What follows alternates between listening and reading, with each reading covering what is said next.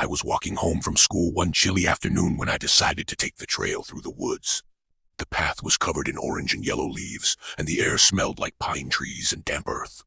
As I walked, I heard a strange sound coming from the bush beside the trail. At first, I thought it was just the wind, but then I heard it again, a soft whimper.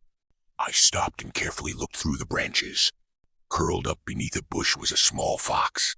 My heart sank when I noticed it was injured.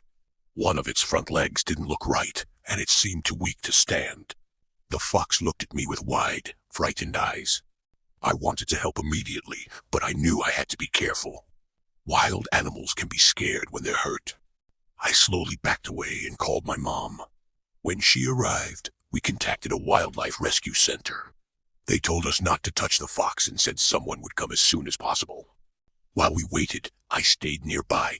The fox barely moved. Every now and then it would lift its head and look around nervously.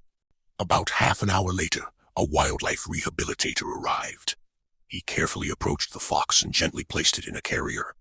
"You did the right thing by calling us," he told me. "A lot of people try to help on their own and accidentally make things worse." That made me feel better. I had been worried that I hadn't done enough.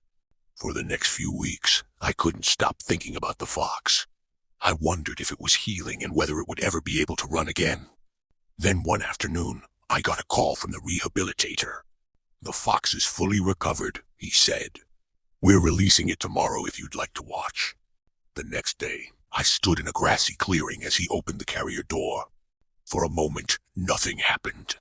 Then the fox stepped out. It took a few cautious steps, testing its leg. When it realized it was strong again, it broke into a run across the field.